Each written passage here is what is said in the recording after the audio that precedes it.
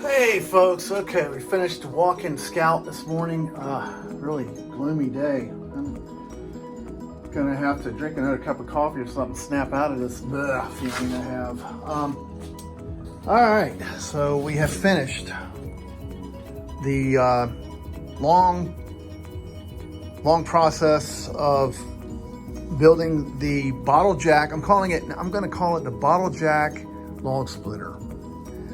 It's a very simple tool that allows someone to have the convenience of a log splitter that's relatively simple and not expensive with a bottle jack and split wood. You don't need this one. You know, I put this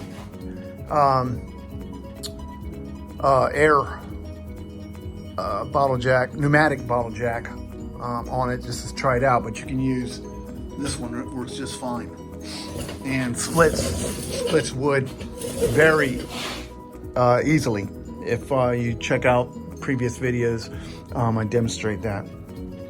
So the next phase of this process is to write a few letters to a couple of companies that I have in mind that might have some interest in this thing, and we'll see what they say. You know, sometimes the idea that one may have, like this one, may be just an idea and not really go anywhere. It's no big deal, but I had fun doing it, and the thing works for me, and I've already sold one to somebody who wanted one, and I'm going to try and sell this one on Facebook Marketplace and see what kind of response I get. That will tell me if the idea is good or not. You know, I've done this kind of thing before. These pictures of pool tables are my wife's design, and we built these for a couple of years, and they were doing great. They're custom pool tables that are made of fiberglass, and we used automotive paint and gel coat to make different designs and schemes. The idea came from the whole custom chopper phase that everybody went through back in the 2000s, early 2000s and late 1990s. And it was doing great until the recession hit, and that killed it. Another thing that I created was this aluminum shelving system. It's kind of hard to see because it's full of junk, but what it is, it's a foldable aluminum shelving system that you can install into a rental truck or a utility trailer, easy and fast, against a wall, and it folds up out of the way. This cart is the same concept, except this is on wheels. It folds up. It's 3 levels, and I was doing great with these things. I was selling a bunch of them to mostly FedEx contract drivers, and they were buying them up, and I was making them and making money. And then, you know, for political reasons, change in administration, aluminum costs shot up sky high, and so did freight costs, and totally took away the ability for me to make any money on them. I have sold one recently. This is something I can get back into. The pool table idea, that's done. I can't do that again. It's way too complex, way too many moving parts, you know, fiberglass manufacturers, and man, I put a lot of work into that, and they were cool. All right, so what we're gonna do today is work on the Green Bean 63 Ford truck project, and we're going to rebuild this radiator support, which you see behind these fenders here, and do a little bit of work to the fenders. So we're going to start on that today. But first, we have quite a bit of cleaning up to do. Let's get started.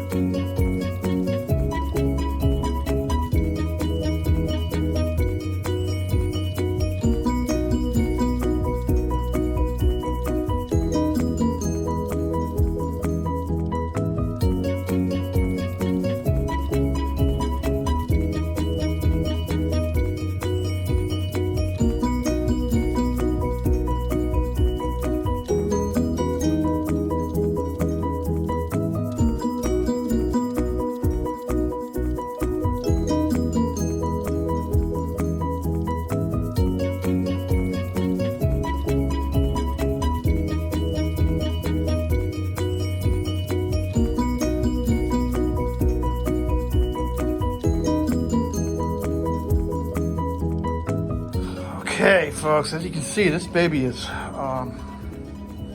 pretty rusted out. This is the bottom section of the radiator support. So what we're going to do is we're going to cut out all this portion, all this rotten metal, and replace it with that square tube right there in the center. Fit it in there and make it strong again.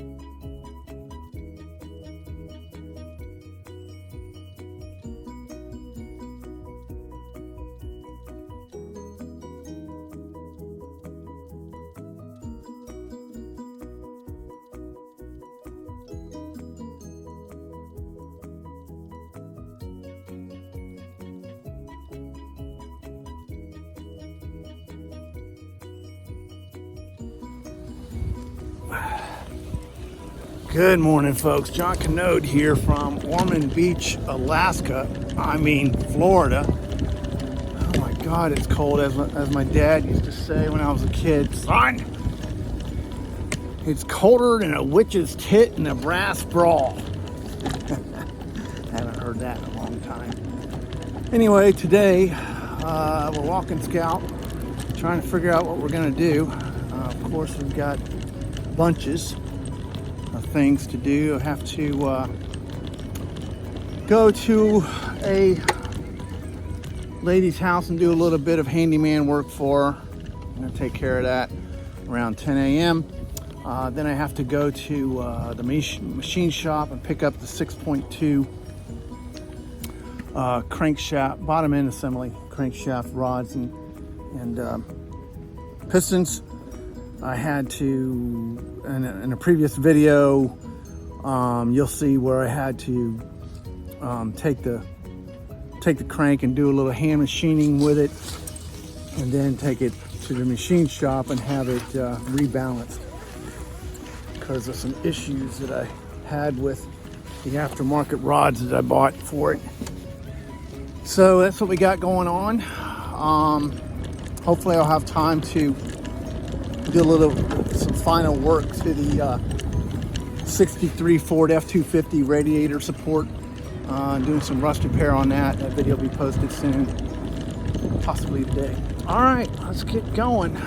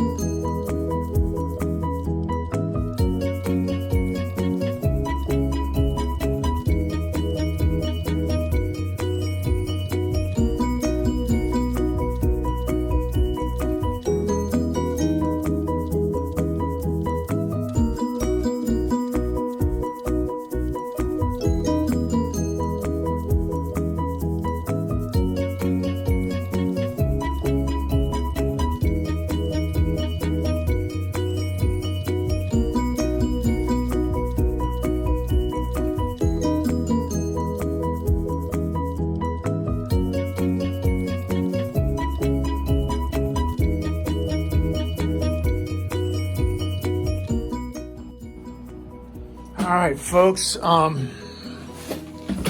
got our jobs done today, and finished up the 63 Ford F250 truck radiator support. All of this was rotted out. If you look at the beginning of the video, you can see this piece right here was pretty much non-existent,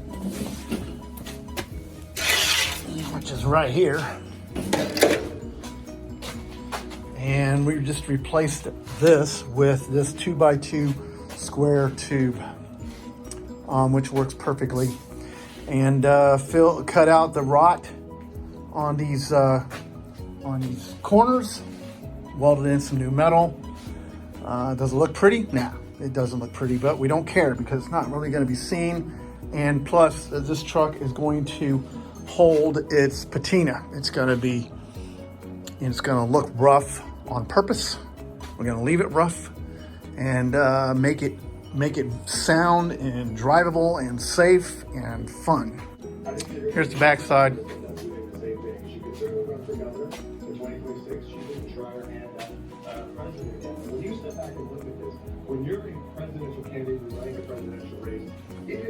Not a bad job if I do say so myself. And if you're wondering why I didn't just buy another radiator support, which is available, it's $500. And all this cost me was some scrap metal that I already had and some time.